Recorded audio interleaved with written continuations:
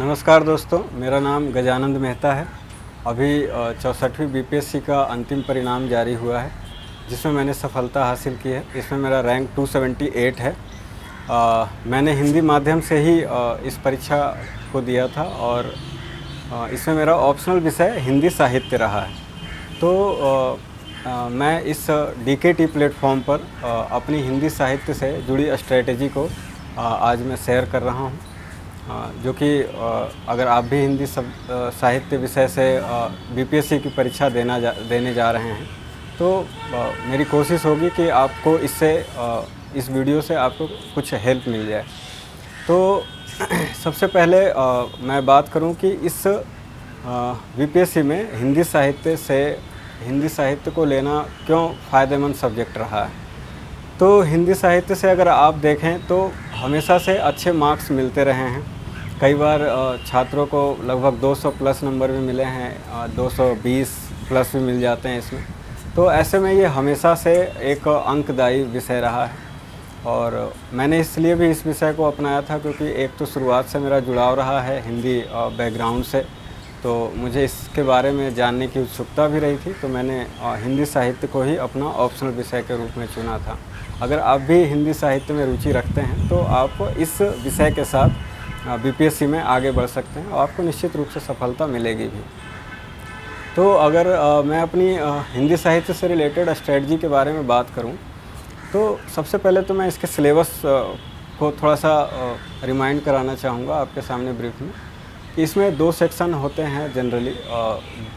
तो एक सेक्शन जो होता है उसमें आपको भाषा विज्ञान और हिंदी साहित्य के इतिहास से जुड़ा हुआ सेक्शन होता है। दूसरा सेक्शन जो होता है आपका मूल रूप से जो रचनाएं लिखी गई हैं हिंदी में, साहित्यिक रचनाएं, जैसे आपके नाटक हैं, कहानियां हैं, निबंध हैं और उपन्यास हैं या फिर आलोचनाएं हैं, ये सब जो है आपको पेपर सेक्शन 2 में आपको देखने को मिल जाएगा।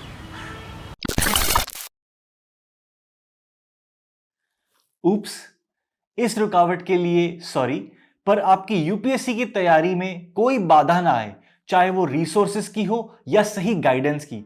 इसके लिए पिछले 5 साल से sleepy classes quality content provide कर रहा है अफोर्डेबल प्राइसेस पे। यूपीएससी कोचिंग में हमने एक भ्रम को तोड़ा है कि ओल्डेस्ट इज द बेस्ट या महंगा सबसे बेहतर है, और हमारी सैकड़ों सक्सेस स्टोरीज इस बात की गवाह हैं। तो आइए अपनी यूपीएससी की जर्नी शुरू कीजिए हमारे साथ। जुड़िए हमारे यूट्यूब चैनल पे और एनरोल कीजिए यूपीएससी 2022 और 23 के कोर्सेज के लिए हमारी ऐप पर। धन्यवाद। अगर इसकी और मैं डीप में बात करूं कि क्या क्या जैसे चीज़ें यहाँ पे आपको पढ़नी पड़ेंगी, उसमें मैं भाषा विज्ञान में आपको मुख्य रूप से हिंदी का इवोल्यूशन कैसे कैसे हुआ है वो आपको जानना है। जैसे अपभ्रंश से धीरे धीरे अवहट और प्रारंभिक हिंदी होते हुए कैसे मध्यकाल में हिंदी विकास करते हुए ब्रज अवधि के बाद जो है आधुनिक भारत में हिंदी डेवलप हुई है खड़ी बोली। तो इसका आपको एक पूरा जो चरण है वो आपको अच्छे से प्रिपेयर करना होता है और अच्छे से उस पर आपकी विश्लेषणात्मक जानकारी होनी चाहिए। तो इसको अच्छे से प्रिपेयर करना होगा।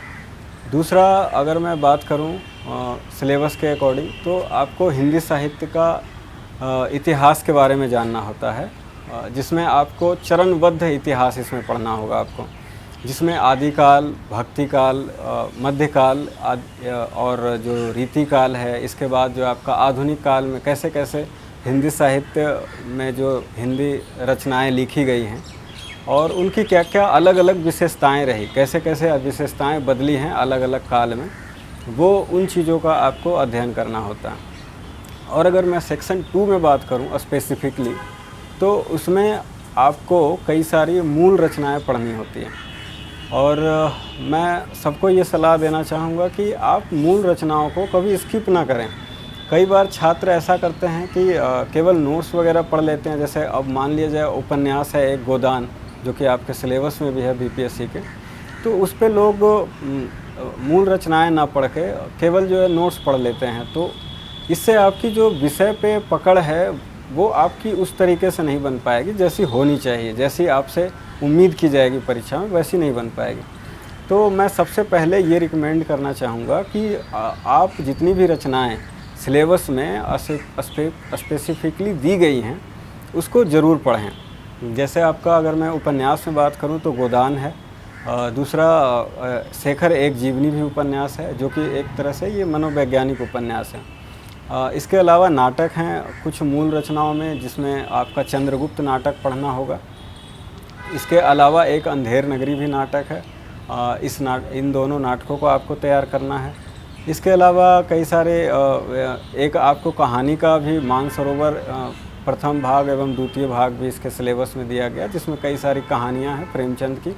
तो उन कहानियों पे अलग से क्वेश्चन पूछे जाते हैं, तो आप उन कहानियों को भी एक बार ज़रूर पढ़ लें और समझने की कोशिश करें कि आखिर जो कहानी बताई गई है उसमें मूल रूप से लेखक जो हैं वो क्या बताना चाह रहे हैं या क्या शो करना चाह रहे हैं।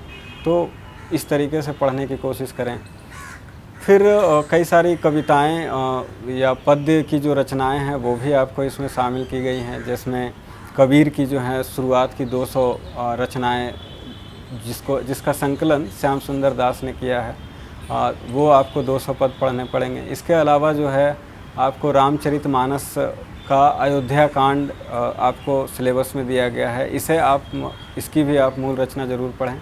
इसके अलावा कवितावली है जो कि तुलसीदास की ही लिखी गई है, ये भी आपके सिलेबस में है। और इसके अलावा भ्रमर गीत सार भी एक पद्य रचना है, इसके भी आपको 200 पद दिए गए हैं सिलेबस में।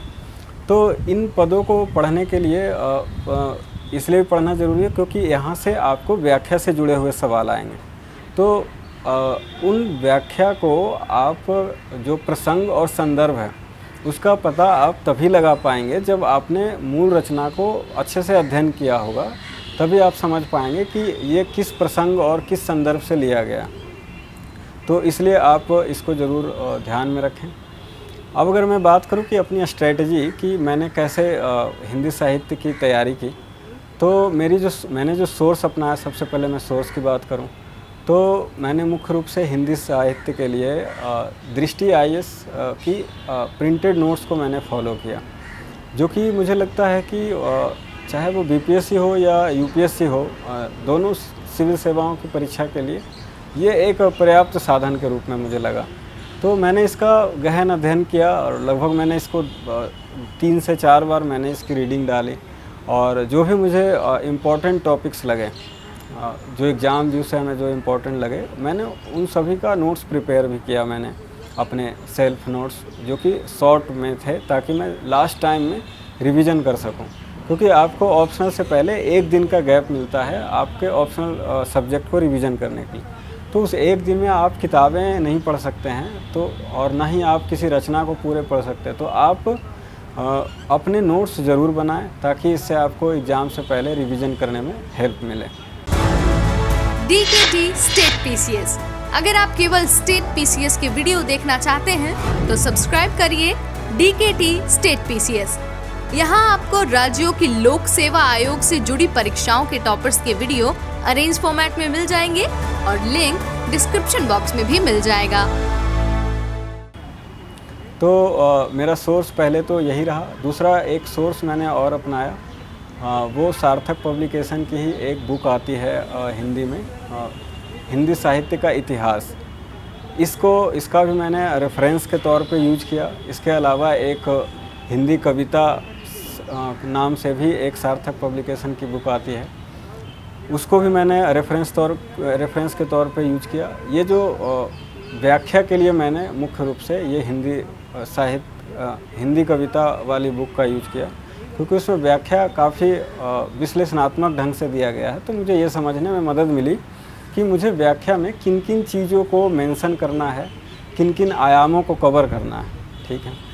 अब दूसरी बात मैं करूं कि मैंने इसकी तैयारी कैसे की। सोर्स के बाद मैं तैयारी का तरीका मैं बताना चाहूँगा अपना। तो सबसे पहले मैंने चीज़ों को रिवीजन करके, जितने भी टॉपिक थे इम्पोर्टेंट, सबका रिवीजन करके मैंने प्रैक्टिस पे ध्यान देना शुरू किया। इसके लिए मैंने एक टेस्ट सीरीज़ भी ज्वाइन की थी, जहाँ मैं 3 घंटे में अपने 6 क्वेश्चंस जो कि 6 क्वेश्चंस लिखने होते हैं बिहार में BPSC में, उसी तरीके से मैंने 6 क्वेश्चंस को लिखने की प्रैक्टिस की। तो इससे मेरी जो है एक तो लेखन शैली भी सुधरी कि मुझे क्या क्या चीज़ें लिखना है, और एक मेरी टाइम मैनेजमेंट में भी सुधार आया। मैं 3 घंटे में अपने पेपर को पूर्ण रूप से कंप्लीट कर पाने में सफल हुआ। अब मैं बात करूं कि आपको अपने आंसर्स में किस किस चीज़ का ध्यान रखना है। तो हिंदी साहित्य हालांकि अगर देखा जाए तो एक स्टैटिक सब्जेक्ट है, जिसमें ये माना जाता है कि इसमें कोई करंट अफेयर से जुड़ाव नहीं है या इस तरीके से।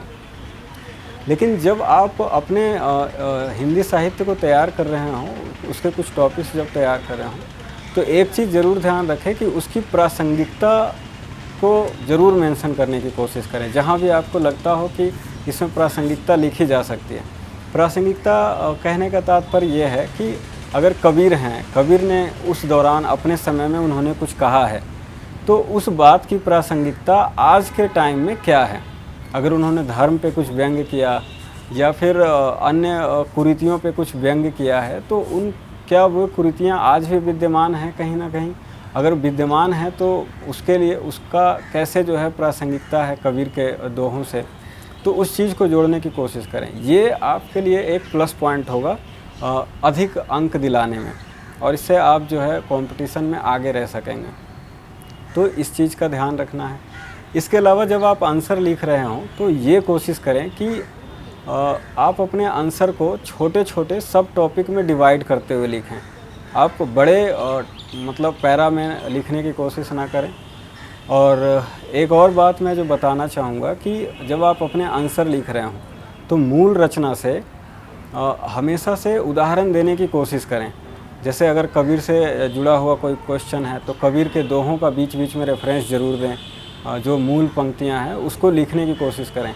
इससे आपकी जो विषय पे जो पकड़ है वो अधिक ढंग से समझ में आती है। इससे एग्जामिनर आपको अच्छे अंक देने की कोशिश करेंगे।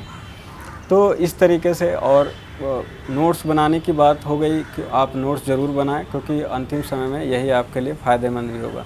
एक और चीज़ कोशिश ये करें कि अगर आपको अपने साथियों में से कोई हिंदी साहित्य के मिलते हों तो उनके साथ आप बैठ के डिस्कशन करें, टॉपिक्स को डील करने की कोशिश करें कि किस में क्या लिखा जाना चाहिए।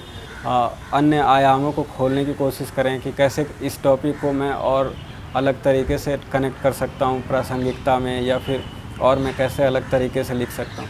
अपनी कॉपी को अपने आंसर्स को भी लिखने के बाद आप अपने साथियों से जांच करवा सकते हैं कि इसमें क्या सुधार की और गुंजाइश है। मैंने भी इसी तरीके से अपनी तैयारी की है अपने दोस्तों के साथ बैठ के, जिसमें मोहित, गौरव, शिखर, तिवारी, ये सब दोस्त मेरे साथ में थे। मैंने उनके साथ मिलकर तैयारी की। तो मुख्य रूप से आपको ये स्ट्रेटजी अगर आप भी अपनाते हैं तो आप हिंदी साहित्य में ज़रूर अच्छे अंक ला पाएंगे। अगर आपकी कोशिश ये होनी चाहिए कि कम से कम 300 में 180, 190 प्लस आपको मार्क्स लाने हैं हिंदी साहित्य में, तो आपको मेरिट में अच्छे नंबर, अच्छे अंक से आप सफल होंगे और आपको अच्छे पद भी प्राप्त हो सकेंगे। तो इस तरीके से आप भी तैयारी करें दोस्तों, सफलता ज़रूर मिलेगी। और इसी के साथ आपको शुभकामनाएं।